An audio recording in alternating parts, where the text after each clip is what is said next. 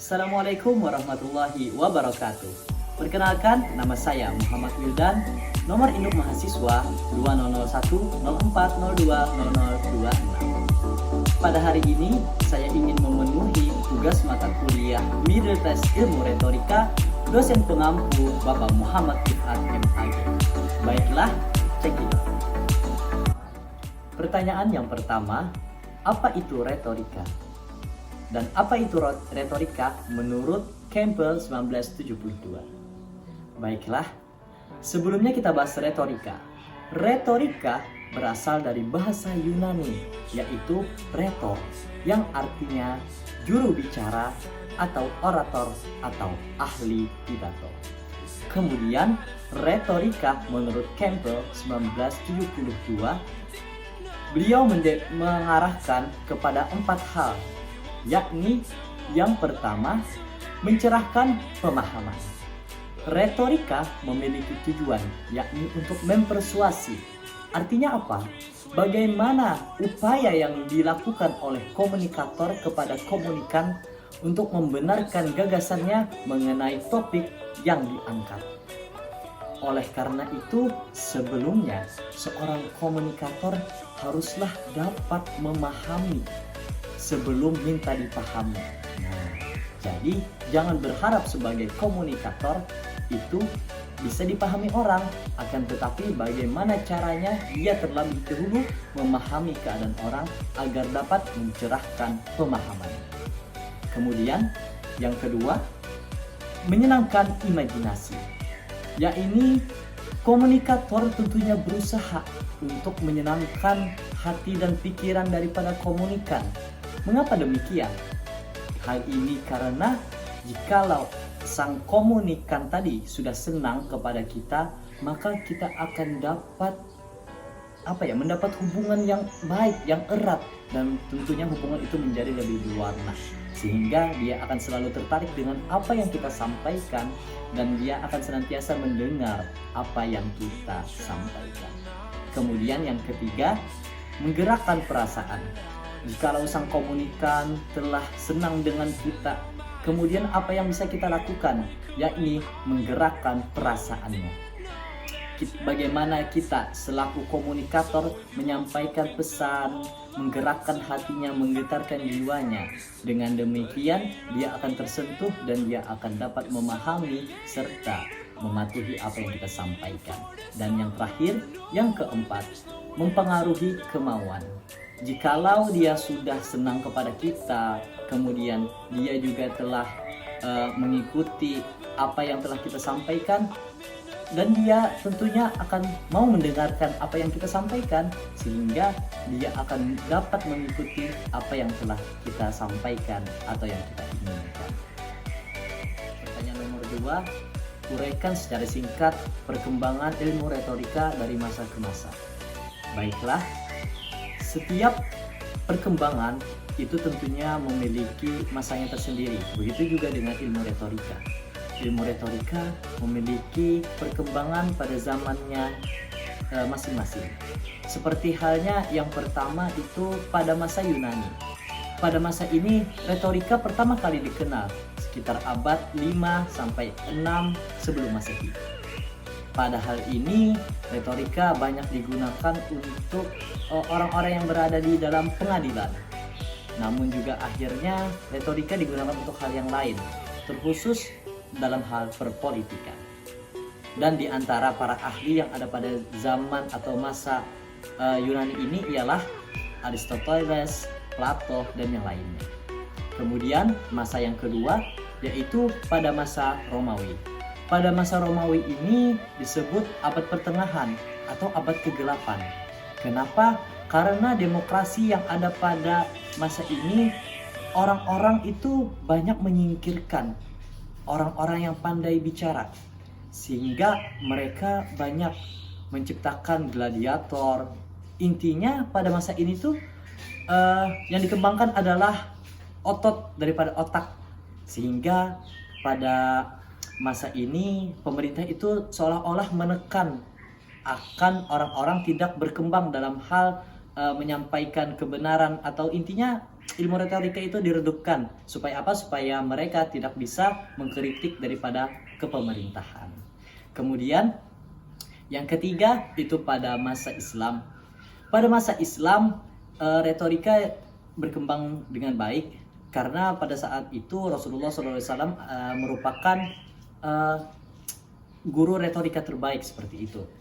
Pada masa Rasulullah SAW itu terkenal orang-orang mengadakan lomba syair-syair. Nah, jadi pada saat itu ada seorang wanita yang seringkali juara lomba syair, yaitu namanya Siti Hindun. Nah, jadi Siti Hindun ini kemudian dimata-matai oleh orang-orang yang lain. Kenapa sih jadi selalu menang seperti itu? Dan akhirnya ternyata Siti Hindun ini sebelum dia tampil itu ternyata dia menyontek lah seperti itulah, membaca daripada apa yang ingin dia sampaikan, sehingga pada zaman ini kejujuran sangat diperlukan seperti itu, dan Rasulullah merupakan orang yang sangat jujur sampai bergelar Al-Amin. Nah, kemudian retorika tentunya berhubungan erat dengan syair-syair karena mengeluarkan kata-kata yang indah. Nah, jadi untuk orang yang tidak bisa membaca dan menulis itu tidak apa-apa, yang penting bisa menyampaikan. Oleh karena itu pada zaman ini gelar Al-Ummi yang diberikan kepada Rasulullah, orang yang buta membaca, orang yang buta apa, itu tidak masalah. Yang penting pandai dalam menyampaikan kebenaran dan keindahan.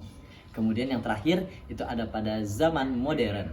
Retorika pada zaman modern tentu sangat luar biasa. Kenapa? Karena pada zaman ini udah pada masa peralihan dari abad pertengahan menuju abad modern, yang dimana ilmu retorika terus berkembang. Ya, seperti itu. Yang ketiga, apa saja unsur-unsur retorika? Sebutkan dan jelaskan. Baiklah, jadi unsur-unsur retorika itu ada beberapa. Di antaranya komunikator, komunikan, bahasa dan penggunaannya, pengetahuan dan materi, kelincahan dalam hal berlogika, dan juga akibat. Yang pertama, komunikator. Komunikator adalah seseorang yang menyampaikan pesan. Nah, jadi bisa diartikan bahwa komunikator ini adalah sang pembawa pesan yang tentunya menjadi pusat perhatian oleh audiens atau orang yang banyak. Kemudian yang kedua, komunikan. Komunikan adalah orang lain yang menjadi pendengar atau penerima pesan tersebut, baik itu berjumlah 1 orang, 2 orang, bahkan orang yang banyak. Komunikan tentunya terdiri dari beberapa lapisan atau beragam latar belakang. Ada yang orang intelektual, ada yang cuman orang biasa, dan yang lainnya. Kemudian yang ketiga, bahasa dan penggunaannya. Seorang komunikator tentunya jikalau ingin menyampaikan pesan atau informasi atau berpidato harus menggunakan bahasa yang baik. Yang tentunya baik di sini ialah harus menyesuaikan dengan komunikan atau orang-orang yang menerima pesan. Dengan demikian, tentunya pesan yang akan kita sampaikan itu dapat dipahami dengan baik, dengan mudah. Dan tentunya tujuan kita untuk menyampaikan itu maksimal, karena mereka dapat memahami dengan baik dan mereka dapat melakukan perubahan dari apa yang telah kita sampaikan. Kemudian yang keempat adalah kelincahan dalam hal berlogika. Di sini komunikator ditekankan untuk pandai dalam berlogika. Karena apa?